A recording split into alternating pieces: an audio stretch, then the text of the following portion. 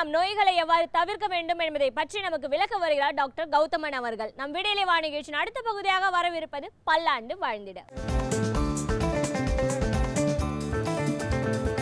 அன்பான கலைஞர் தொலைக்காட்சி நேயர்களுக்கு என்னுடைய இனிமையான காலை வணக்கங்கள். இன்றைக்கி நம்ம பார்க்கக்கூடிய தாவரத்துடைய பெயர் பெரும் சீரகம் அப்படின்னு சொல்லக்கூடிய சீரக வகையைச் சேர்ந்த ஒரு வகையான தாவரம். பார்ப்பதற்கு பச்சை கலந்த பழுப்பு நிறத்தில் இருக்கும், பச்சையாக பார்ப்பதற்கு பழுப்பு நிறமாக இருக்கக்கூடிய ஒரு விதை.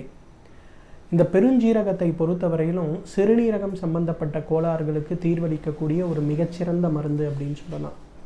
ஈரல் சம்பந்தப்பட்ட கோளாறுகளுக்கு தீர்வளிக்கக்கூடிய ஒரு மிகச்சிறந்த மருந்துன்னு சொல்லலாம். பொதுவாக பாரம்பரிய மருத்துவத்தில் கால் வீக்கம் சம்பந்தப்பட்ட நோய், பொதுவாக நம்ம பிரயாணம் போயிட்டு வரும்போது கால் வீங்கும், அல்லது சிலருக்கு பார்த்திங்கன்னா சிறுநீர் சரியாக கழிக்க முடியாத சூழல் ஏற்படும் போது கடுமையாக கால் வீக்கம் ஏற்படும். அந்த மாதிரி சூழலில் இருப்பவங்க 1 லிட்டர் தண்ணீரில் ஒரு தேக்கரண்டி இந்த பெருஞ்சீரகத்தை இட்டு நன்றாக கொதிக்க வைத்து அந்த 1 லிட்டர் தண்ணியை இளம் சூடாக குடித்தார்களேயானால் அந்த ஒரே நாளில் பார்த்திங்கன்னா அந்த கால் வீக்கம் மிக வேகமாக குறைந்து மீண்டும் இயல்பான தோற்றத்தை அடைவதை நம்ம பார்க்கலாம். வெரிகோஸ் வெயின்ஸ் அப்படின்னு சொல்லக்கூடிய அந்த காலில் இருக்கக்கூடிய இரத்த குழாய்களில் ஏற்படுகின்ற அடைப்பு அல்லது அழுத்தத்தின் காரணமாக ஏற்படுகின்ற கால் வீக்கத்திற்கு இந்த பெருஞ்சீரகம் ஒரு மிகச்சிறந்த மருந்தென்றால் மிகையாகாது. பெருஞ்சீரகத்திலிருந்து கொதிக்க வைத்து எடுக்கின்ற நீரை தினமும் 1/2 லிட்டர் அளவு அருந்தக்கூடிய ஒரு பழக்கத்தை வைத்து கொண்டோமேயானால் எவ்வளவு நாள்பட்ட வெரிகோஸ் வெயின்ஸினால் ஏற்படக்கூடிய அந்த கால் வீக்கமாக இருந்தாலும் அது குறைவதை நம்ம பார்க்கலாம்.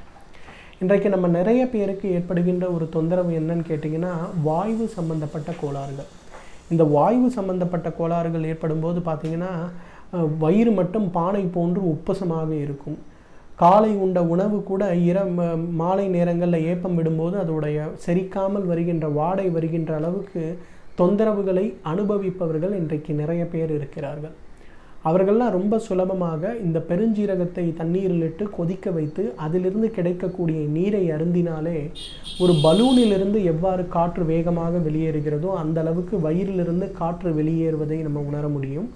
நன்றாக பசி எடுக்கும், பசிக்கின்ற உணவு சாப்பிடுகின்ற உணவு செரிமானமாவதையும் நம்ம பார்க்கலாம். நிறைய பேருக்கு பார்த்திங்கன்னா வெளி உணவு, அதாவது ஓட்டல் உணவோ அல்லது கடைகளில் வாங்கக்கூடிய உணவுப் பொருட்களை சாப்பிட்டாலோ உடனே அன்றைக்கு 5 முறை 6 முறை தேவையில்லாமல் மலம் கழிக்கின்ற ஒரு சூழல் ஏற்படும். அல்லது அவர்களுக்கு வயிறு பானை போல வீங்கி இரவு முழுவதும் தூக்கமின்மை சம்பந்தப்பட்ட கோளாறுகள் ஏற்படும். அந்த மாதிரி இருப்பவர்கள்லாம் ரொம்ப சுலபமாக பெருஞ்சீரகத்தை தண்ணீரில் இட்டு கொதிக்க வைத்து அந்த வெளியுணவு உண்ட உடனேயோ அல்லது உண்ணும் போதோ ஒரு 300 அல்லது 400 மில்லி அளவுக்கு தொடர்ந்து சாப்பிட்டார்களேயானால் மிக வேகமாக அந்த உணவு எந்த விதமான பக்க விளைவும் ஏற்படுத்தாமல் உணவு செரித்து வெளியேறுவதை நம்ம உணரலாம். ஐபிஎஸ்ன்னு சொல்லக்கூடிய ஒரு நோய், அதாவது இரிட்டபிள் பவல் சிண்ட்ரோம் நம்ம சொல்லுவோம்.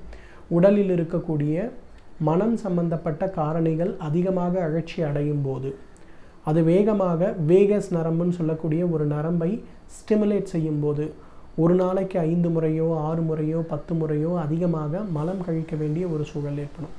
அந்த மாதிரி இருப்பவர்கள்லாம் பார்த்திங்கன்னா இந்த பெருஞ்சீரகத்தை தண்ணீரில் இட்டு கொதிக்க வைக்கின்ற அந்த ஒரு நீரை ஒரு தேநீர் அருந்தும்போது போல ஒரு 2 மணி நேரம் 3 மணி நேரத்துக்கு ஒரு முறை தொடர்ந்து சாப்பிடும்போது அவர்களுக்கு இந்த ஐபிஎஸ் உடைய கோளாறு மிக வேகமாக குறைந்து முழுமையாக குறைந்து இல்லாமல் போவதை நம்ம பார்க்கலாம்.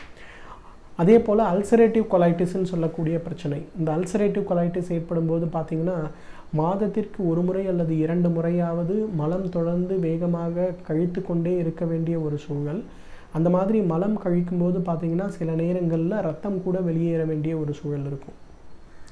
ஒரு மாதத்தில் 10 நாள் தொடர்ந்து லூஸ் மோஷனாக இருந்தால் எப்படி இருக்குமோ அந்த மாதிரி இருக்கக்கூடிய ஒரு சூழல் ஏற்படும். அந்த மாதிரி இருப்பவர்கள் கூட ரொம்ப சுலபமாக பெருஞ்சீரகம் சம்பந்தப்பட்ட காரணிகளை தொடர்ந்து உட்கொள்ளும் போது, பெருஞ்சீரகம் இட்டு கொதிக்க வைத்த நீரை தொடர்ந்து உட்கொள்ளும் போது பார்த்திங்கன்னா இந்த மாதிரி ரிப்பீட்டட் இன்ஃபெக்ஷன் இல்லாமல் இருப்பதற்கு அது மிகப்பெரிய அளவில் உதவி செய்யும். அந்த அளவுக்கு பார்த்திங்கன்னா அல்சரேட்டிவ் கொலைட்டிஸ் சம்பந்தப்பட்ட பிரச்சனைகளை நீக்குவதற்கு இந்த பெருஞ்சீரகம் ஒரு மிகச்சிறந்த மருந்து. இன்றைக்கு வயதானவர்கள் 40 வயதுக்கு மேற்பட்டவர்கள் நேரத்திற்கு உணவு உண்ணாமல் இருப்பவர்கள் அவர்கள் அனைவருக்கும் ஏற்படக்கூடிய மிக முக்கியமான ஒரு பிரச்சனை என்னன்னு கேட்டிங்கன்னா இந்த ஒரு பிரச்சனை தான். அதாவது உடலில் இருக்கக்கூடிய வாயு சம்பந்தப்பட்ட கோளாறுகள் அதிகரிப்பது, எப்போதுமே நெஞ்சு பகுதியில் கடுமையான ஒரு எரிச்சல் அல்லது வலி ஏற்படுவது. அவர்கள்லாம் சுலபமாக இந்த பெருஞ்சீரகத்திலிருந்து எடுக்கக்கூடிய தண்ணீரை தொடர்ந்து சாப்பிடும்போது அவர்களுக்கு இந்த வாயு சம்பந்தப்பட்ட கோளாறுகள் குறைவதோடு மட்டுமல்லாமல் நெஞ்சு எரிச்சல் சம்பந்தப்பட்ட கோளாறுகளும் குறைவதை பார்க்கலாம். ஹயாட்டஸ் ஹெர்னியா அப்படின்னு சொல்லக்கூடிய நோய்க்கு சிறப்பான குணமளிக்கக்கூடிய ஒரு மருந்து இந்த பெருஞ்சீரகம். ஹயாட்டஸ் ஹெர்னியா அப்படிங்கிறது பார்த்திங்கன்னா அவர்களுக்கு வயிறும் உணவு குழலும் சேருகின்ற இடத்தில் இருக்கக்கூடிய ஒரு வால்வு. அந்த வால்வு சில நேரங்களில் சுருங்க ஆரம்பிக்கும். அந்த மாதிரி சுருங்க ஆரம்பிக்கும் போது பார்த்திங்கன்னா அந்த பெருஞ்சீரகத்திலிருந்து எடுக்கக்கூடிய அந்த தண்ணீரை குடிக்கும்போது அது தேவையற்ற சுருக்கமோ அல்லது தேவையற்ற நிலையில் திறந்தும் இருக்காது. அப்போ வயிற்று பகுதியிலிருந்து எடுக்கக்கூடிய தேவையற்ற ஆசிட் சம்பந்தப்பட்ட பொருட்கள் மேற்புறம் வராமல் தடுப்பதற்கு அது மிகப்பெரிய அளவில் உதவி செய்யும். அந்த அளவுக்கு பார்த்திங்கன்னா ஹயாட்டஸ் ஹெர்னியா சம்பந்தப்பட்ட நோய்க்கு மிகச்சிறந்த மருந்துன்னு சொல்லலாம். சமீபத்திய ஆய்வறிக்கைகள் பார்த்திங்கன்னா இந்தியாவில் இருக்கக்கூடிய 100 கோடி பேரில் கிட்டத்தட்ட 29% பேருக்கு வந்திருக்கக்கூடிய ஒரு வியாதி என்னன்னு கேட்டிங்கன்னா மலச்சிக்கல்.